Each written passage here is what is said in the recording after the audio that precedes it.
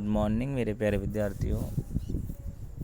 बेटा मैं के.जी. अग्रवाल आज आपके सामने भारतेंदु हरिश्चंद्र द्वारा प्रस्तुत निबंध एक अद्भुत अपूर्व स्वप्न के प्रश्नों पर विस्तार से चर्चा करने जा रहा हूँ। आप इन प्रश्नों को ध्यान से सुने, इनसे संबंधित उत्तरों को मैं आपको समझाने का प्रयास करूँगा। आप इन उत्तरों को समझ करके अपनी कॉपी में नोट डाउन करें और ज़्यादा से ज़्यादा विद्यार्थी अपने प्रश्नों के उत्तरों में अपनी लैंग्वेज को थोड़ा चेंज करने का प्रयास करें, जिससे कि आप लोग सृजन शक्ति अर्थात आंसरों का निर्माण करने में स्वयं सक्षम हो सको। इसलिए आप लोग इन्हें ध्यान से सुने और समझें और साथ के साथ हल करते चलें। और एक मैसेज और देना चाहूँगा आपको। मेरे पास लगभग आपके सभी विद्यार्थियों की कॉपियाँ होमवर्क की धीरे धीरे करके आ रही है, लेकिन जिन 7-8 विद्यार्थियों ने मुझे एक दिन भी अपना एक पृष्ठ भी चेक नहीं कराया, वो थोड़ा ध्यान रखे बेटाओ। अगर मुझे समय पे काम नहीं मिला तो आप लोगों को यह काम करना तो है ही, लेकिन इस काम को करने के साथ साथ आप लोगों को शायद इस काम में और ज़्यादा काम का भार सहन नहीं होगा। इसलिए आप लोग जल्द से जल्द 1 या 2 दिन में मुझे अपनी कॉपियाँ भेज दें, अन्यथा इन 7-8 विद्यार्थियों को मैं पेरेंट्स से बात करके इनसे और स्कूल के जो ग्रुप है उस ग्रुप में उनका नाम लिखूंगा। और वो नाम मुझे बिल्कुल भी अच्छा नहीं लगता उन विद्यार्थियों को लेते हुए जो विद्यार्थी पढ़ने में इतने कुशल है, इतने अच्छे हैं, और उन विद्यार्थियों का नाम लेकर के मुझे ग्रुप में ये बोलना पड़े कि विद्यार्थी लापरवाह है। तो कृपया करके आप सभी विद्यार्थी अपने आप में सुधार करके अपने होमवर्क को, जिनका भी बाकी है, जिन्होंने मुझे अभी तक चेक नहीं कराया है, वो जल्द से जल्द भेज करके अपना कार्य करें। और मुझे आशा है कि आप मुझे अपना काम 1 या 2 दिन में अर्थात कल ही शाम तक मुझे चेक कराएंगे। जो कल नहीं करा पाए वो परसों तो अवश्य भी कराएंगे। और आप लोगों के इस कार्य के लिए मैं आपको बहुत बहुत धन्यवाद भी देता हूँ, जिसकी मुझे आशा है। आइए बेटाओ शुरू करते हैं हम आज के प्रश्नोत्तरों पर चर्चा। भारतेंदु हरिश्चंद्र का जन्म, देखो कितना गजब का क्वेश्चन है पहले ही आपका। भारतेंदु हरिश्चंद्र का जन्म स्थान है काशी, पटना, जयपुर, जबलपुर। जयपुर तो आप रह रहे हो, आपको पता है। जबलपुर और पटना ये दोनों भी हमारे रॉन्ग है। Kashi right answer. तो आपको सबसे पहला भारतेंदु हरिश्चंद्र जी का जो जन्म पूछा जाए वो काशी बताना है। 1850 से 1885 इनका जन्म रहा, अर्थात 35 वर्ष की अल्पायु में इनका निधन हो गया। पर्यंक का अर्थ क्या है? आपको स्टार्टिंग में बताया था, लेखक सबसे पहले जब अपने आप की थकान को दूर करने के लिए विश्राम करते हैं तो वो कहाँ बैठते हैं? पलंग पे। नेक्स्ट है बेटाओ, लेखक के मन में प्रथम क्या विचार आया? अब इस प्रश्न का उत्तर आप सभी गलत दोगे, मुझे पता है, क्योंकि मैं जानता हूँ सभी विद्यार्थी जल्दबाजी करेंगे। जल्दी बताओ, मैं इंतज़ार कर रहा हूँ।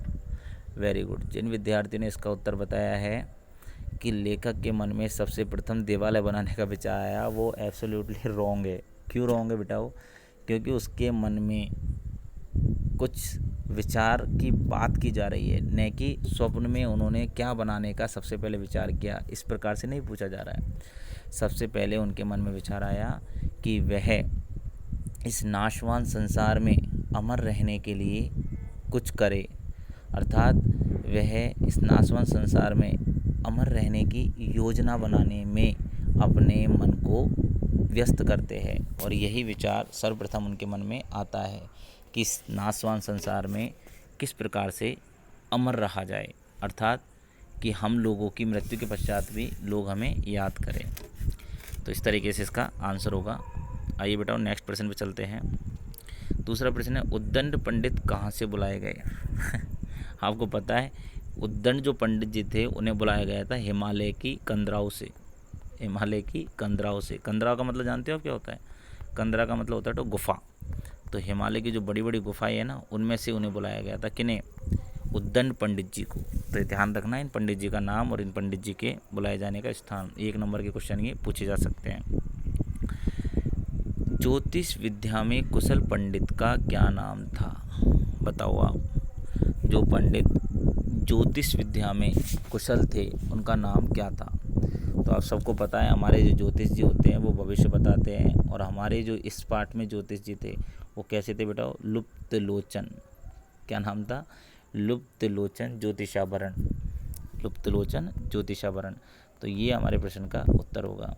तो हमारे तीनों प्रश्नों के उत्तर, दो अति लघुत्तरात्मक अर्थात वस्तुनिष्ठ प्रश्नों के उत्तर हमारे कंप्लीट हो चुके हैं। आइए आगे बात करते हैं।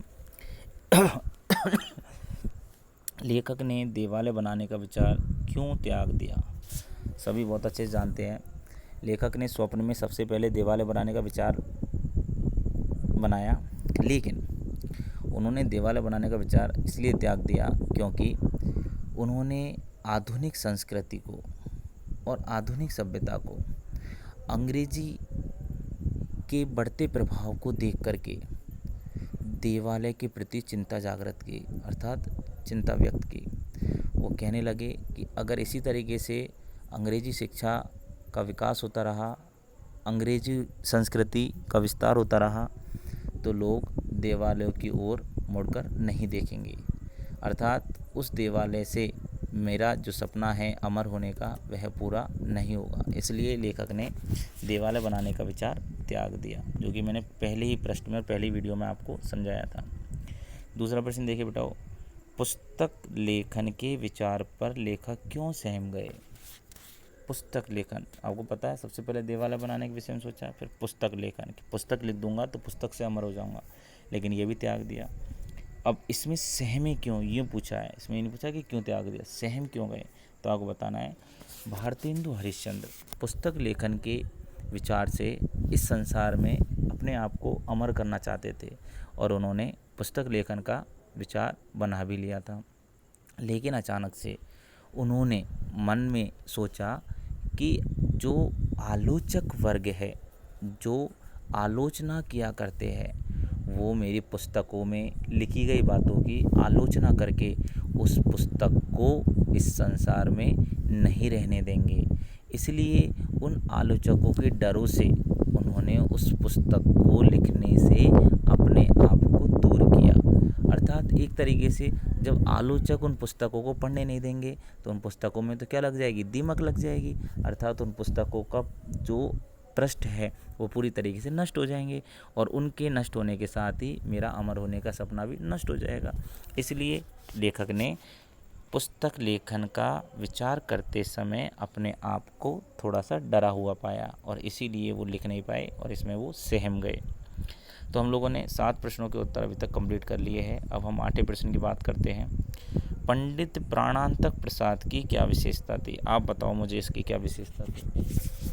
तो जैसा कि आप सभी को पता बेटा हो, पंडित प्राणांतक प्रसाद की विशेषता थी कि वो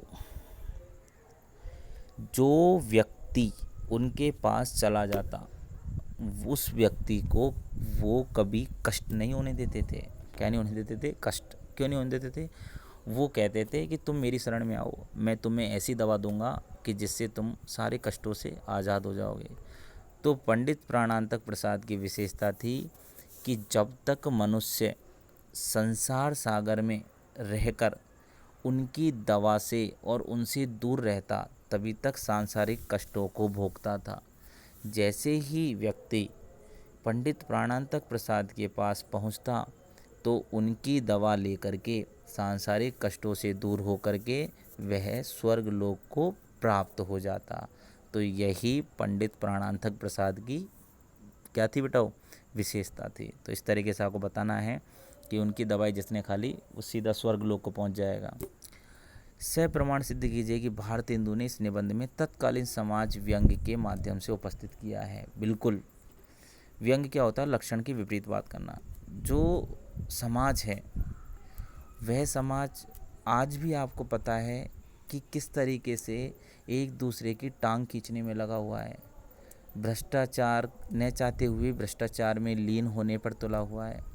तो इस तरीके से हम कह सकते हैं कि ये निबंध है वो समाज के लिए एक व्यंग्य के माध्यम को प्रस्तुत करता है, अर्थात समाज में जो बुराइयां हैं उन बुराइयों को मिटाना चाहता है।